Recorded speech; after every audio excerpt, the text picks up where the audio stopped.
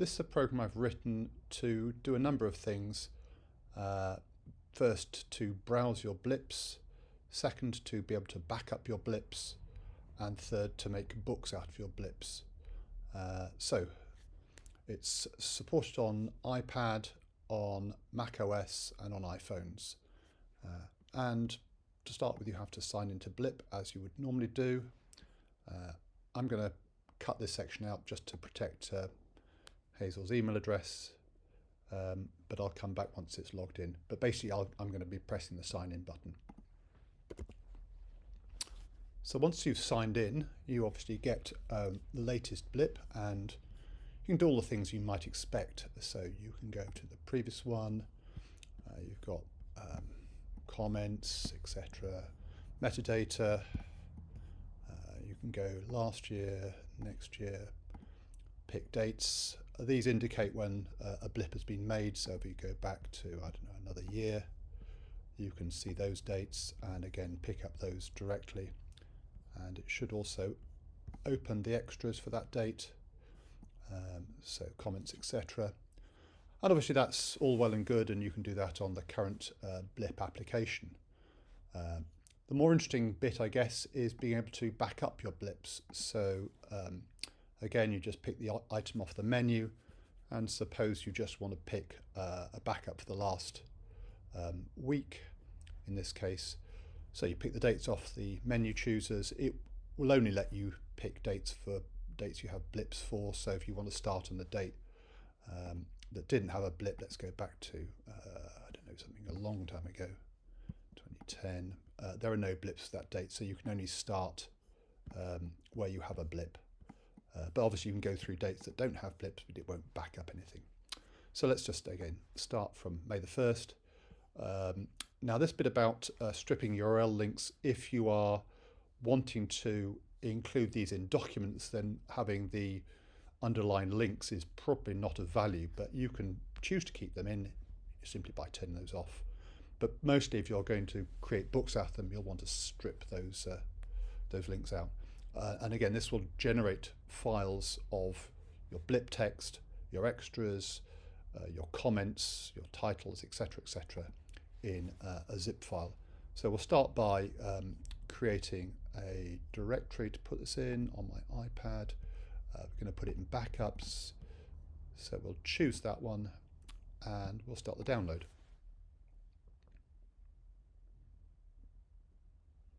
And it's fairly quick. And then if we go to the directory here and go to backups, we have a zip file, and again if I double click on that, it will, or click on that, there are all your files, pictures, metadata, etc., etc. And again, maybe that's not particularly valuable to you, but it will do all of that for you. So I guess the most interesting bit then is how to create a blip book.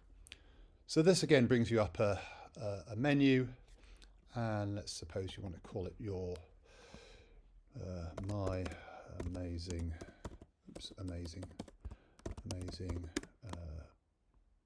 July 2025 by Hazel H in this case, maybe Hazel H, not Hazel S, maybe change the autocorrect on there, but Hazel H. And you can put in a preface, so this book contains my blips for July 2025. We had a great time. So start date, we'd want to do July 2025. So again, pick up that off here. So we'll go the 1st, and we'll go to the last date. Again, 2025. Just picking things off the calendar here. So that gives you the beginning and end. It tells you you've got 31 estimated pages. You can then allow paragraphs to be split so that they roll over to the next page. Sometimes if you don't do that, you can end up taking more space than is absolutely necessary. I will allow it. I like sometimes to allow that. And you can choose how much information you want to put in. So you might want to put in just, for example, the camera data as well. I'm going to remove the hypertext links again. I'm going to add extras. I won't bother with comments, but you could put those in. Then you can choose your typography, so what font you want to use. Not particularly keen on Times Roman, but so let's go for Palatino. You can choose the size of your titles.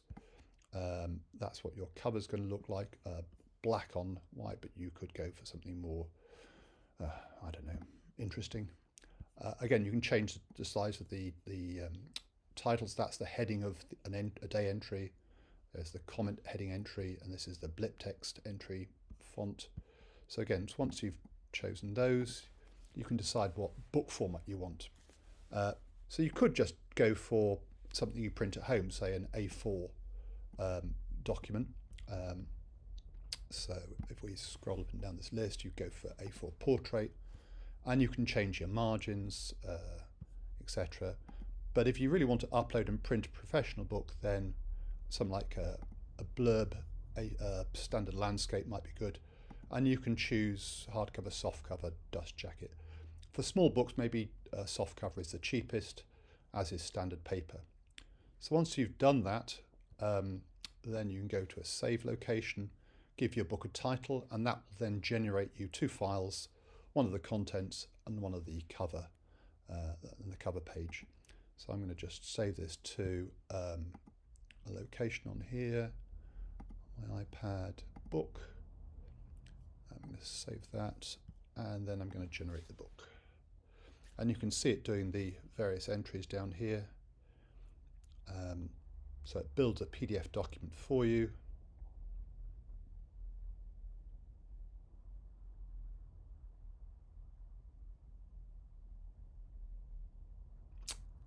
And that takes a little while. And that's done. If it goes over the limit for the softcover book, which is 240 pages, you will get an error and you'll have to regenerate it with a hardcover. But that's something you can address later. Also, you'll find that if you write a lot of text, you'll have more than the number of pages you expected. So if you have a 365-day year, but you write lots of stuff, then you will possibly end up with a 400-page book. So again, let's go back to browse and go back up on my iPad. So here are the two files. One is the cover, and you can see that. Let's just try and zoom in so you get your title. Not going to look very good here on a small iPad. Maybe rotate it. I hope the video picks that up. And then you've also got your contents. So you have your contents, the preface, and then all the pages. Hazel H is pretty verbose. Here's your metadata down by the side of it, and you can just carry on down here, and you have, in this case, 62 pages because, as I say, Hazel, there are extras slotted in. Anyway, so you could upload this to Blurb. These should be, and this is one of the things I need to test or have further testing done on.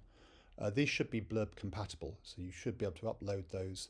And in the next part of the video, I will demonstrate uploading those and see how you could, in theory, order your book at your own risk. Okay, so the next part of this video is about getting your books printed. So first of all, you need to log into blurb.co.uk. If you don't have an account, you'll need to create one first. But when you have logged in, you need to, if you're on an iPad, go to these three little bars, click on there, and look for the thing that says Design Tools. You click on there and go to PDF to Book. So we've generated the PDF. We're now going to upload it. So we click on the upload link, and we then click on upload. Now the files are in, the book that you generated is in two parts, a cover and a contents. So we select this one, it's not going to be a single file. Now we add the cover file, so PDF for the cover, that's that one. And we add the contents, so that's the contents. We go next. It's a standard landscape book, which is picked up from the size of the file. We want it on, we said it when we were generating it, we were going to do it in standard paper, and we were going to do a soft cover.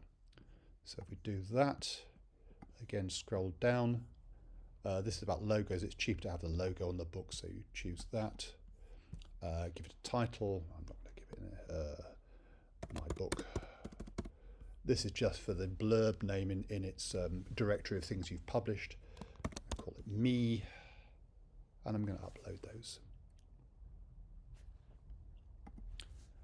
Press the upload. Maybe I need to press enter. There we go. So that's now uploading.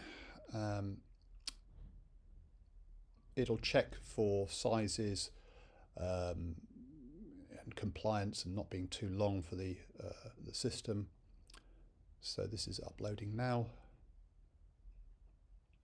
You can see it's got 62 pages, job title.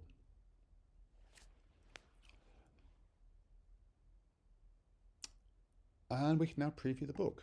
So this is where you have to take the decision as to whether this is suited for printing, and if you still want to go ahead and print it, then that would be up to you. Again, we can see what this looks like. So that's the cover. Don't know if this is going to work in the video, but I'm going to turn this sideways. Actually, it might be a good idea. We'll see. Hang on, let's just move that way. That's the easiest thing to do. So there's the front cover, back cover, spine, and then the main contents. So you'd want to go through the pages and make sure that everything you wanted is looking correct on the page. You want to look around to make sure nothing's been chopped off. But anyway, so that looks first. So if you're happy and you go through all of this, you can order your book and have it delivered to you. But again, you do that entirely at your own risk. But in theory, you can generate a book without too much pain. And there you go, that's what I've been working on. So the slight wrinkle with all this is that if I want to release these apps, I have to pay an Apple developer fee, which is around about 60 or 70 pounds. Now, I'd be quite happy to make this available for free, but I don't really want to have to pay 60 pounds to release it. So I'm trying to work out a way of either making this available via a web page rather than an app. But if lots of people want the app and they're prepared to pay maybe 99p for it, then, and again, printing at your own risk, then let me know. Anyway, that's what I've developed.